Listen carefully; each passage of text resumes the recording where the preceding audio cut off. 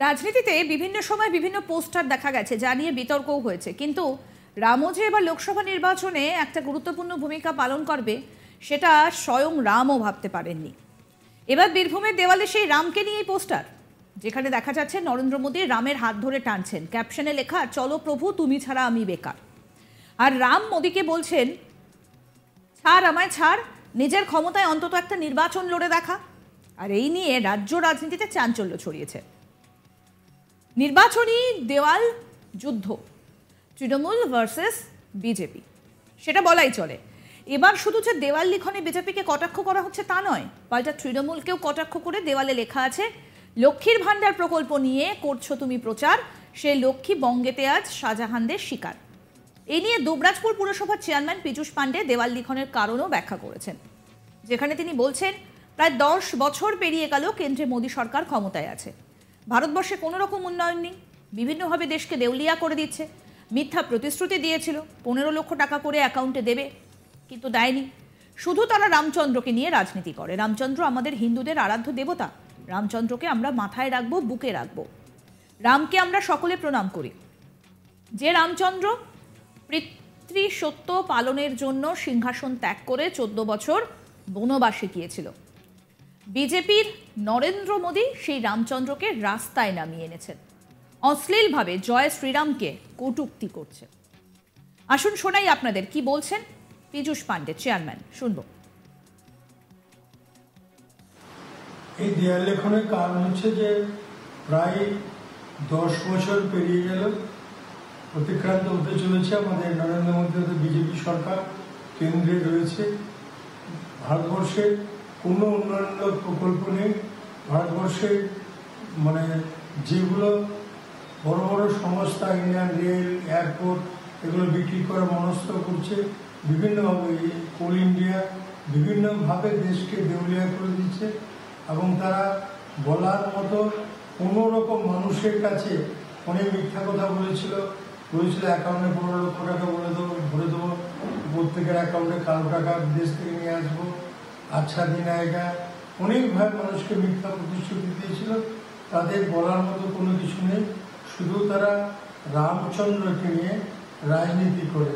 আমাদের বলার কথা, রামচন্দ্র আমাদের হিন্দুদের আরাধ্য দেবতা, রামচন্দ্রকে আমরা মাথায় রাখবো, বুকে রাখবো।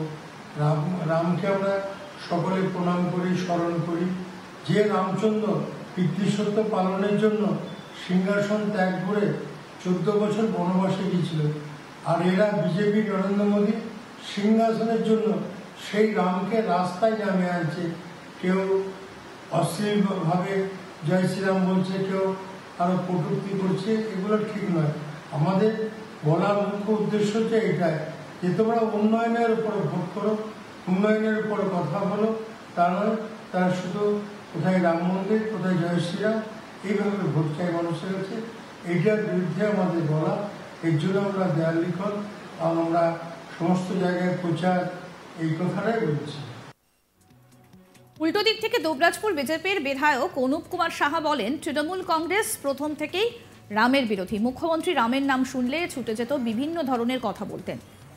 22শে জানুয়ারি মন্দির প্রতিষ্ঠা হয়েছে, আর তৃণমূল কংগ্রেস রামকে দেখে ভয় পায়। রামকে কটাক্ষ করার, রামকে রাজনীতিতে যুক্ত করেছে তৃণমূল। রামকে নিয়ে বিজেপি রাজনীতি করে। রাম নাম সবাই নেয়, সেটাকে আমরা কটাক্ষ মনে করিনি। তৃণমূল কংগ্রেস বুঝে গেছে সারা ভারতবর্ষের মানুষের সঙ্গে সঙ্গে পশ্চিমবঙ্গের মানুষও রামময় হয়ে গেছে, রামভক্তে পরিণত হয়েছে। সেই কারণে আগে থেকে মাননীয় মুখ্যমন্ত্রী ছুটি ঘোষণা করেছে। এটা নরেন্দ্র মোদীজির জয়, সারা ভারতবর্ষের জয়। বিগত দিনে রামকে নিয়ে তৃণমূল কংগ্রেস অপমান করেছে, রামকে নিয়ে দেওয়াল করেও অপমান করেছে। কি বলছেন বিজেপি বিধায়ক অনুপ কুমার সাহা, এবার সেটা শুনবো। দেখুন, তৃণমূল কংগ্রেস প্রথম থেকেই রামের বিরোধী ছিল। আমরা বিভিন্ন সময় দেখেছি মুখ্যমন্ত্রী রামের নাম শুনলেই ছুটে যেত এবং বিভিন্ন ধরনের কথা বলতেন। কিন্তু সারা ভারতবর্ষ থেকে শুরু করে পশ্চিমবঙ্গের মানুষ, আমরা জানি যে 22শে জানুয়ারি ভব্য রাম মন্দির প্রতিষ্ঠা হয়েছে এবং আমরা প্রত্যেকটা মানুষ প্রভু শ্রী রামচন্দ্রের ভক্ত। এবং আগামী 17 তারিখে প্রতি বছরের ন্যায় বর্ণাঢ্যভাবে হাজার হাজার দলমত ধর্ম বর্ণ নির্বিশেষে সেই রামনবমীর র্যালিতে অংশগ্রহণ করবে। আর তৃণমূল কংগ্রেস রামকে দেখে ভয় পায়, কারণ জানে তৃণমূল কংগ্রেস যে রাজনীতি করছে সেই রাজনীতিতে সাধারণ মানুষ তৃণমূল থেকে সরে গেছে এবং সারা ভারতবর্ষে নরেন্দ্র মোদীজির নেতৃত্বে যে বিকাশের গতি চলছে এবং আজকে যে রাম মন্দির তৈরি করা হয়েছে, যেটা ভারতীয় জনতা পার্টির যে প্রতিশ্রুতি ছিল সেটা আজকে মোদীজি করে দেখিয়েছেন। তাই আজকে রামকে কটাক্ষ করা, আজকে হিন্দু সমাজের বা রাম ভক্তদের মধ্যে যাকে উদ্বোধন আছে তার মধ্যে আজকে তৃণমূল কংগ্রেস এই কটাক্ষকে আমরা ধিক্কার জানাই। আমাদের প্রতিনিধি শান্তনু হাজরা কি প্রতিবেদন তুলে ধরলেন, আসুন শোনাই আপনাদের। রামকে নিয়ে রাজনীতি, আর এই রাজনীতি কিন্তু তুঙ্গে। TMC versus BJP.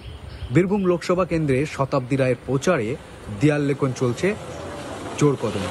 ঠিক এই মরশুমেই যেখানে দেখা গিয়েছে যে তৃণমূলের তরফ থেকে নরেন্দ্র মোদী একদিকে রাম, দুটি চিত্র অঙ্কন করেছে। আর চিত্র অঙ্কনের মুখে দিয়ে বলানো হচ্ছে বা ছবিতে লেখা রয়েছে যে তুই আমাকে ছাড়া অন্তত একটা নির্বাচন লড়ে দেখা। রাম, প্রভু শ্রীরামের যে ছবি আঁকা আছে তার পাশে এটা লেখা রয়েছে। অন্যদিকে যে নরেন্দ্র মোদীর ছবি আঁকা রয়েছে সেই ছবির মধ্যে লেখা রয়েছে যে প্রভু তুমি ছাড়া আমি বেকার। আর ঠিক এই ছবি, এই লেখাকে কেন্দ্র করে রাজনৈতিক পারদ কিন্তু তুঙ্গে।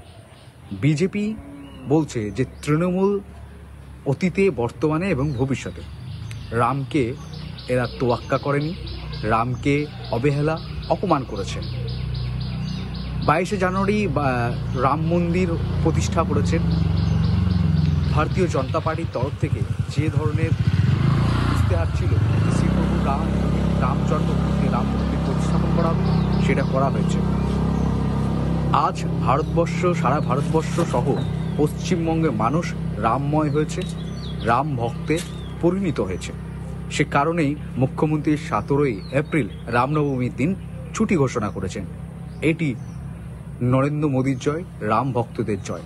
ঠিক উল্টো দিকে তৃণমূলের নেতৃত্ব দুবরাজপুর পৌরসভার চেয়ারম্যান পীযূষ পাণ্ডে জানাচ্ছেন রাম হিন্দুদের।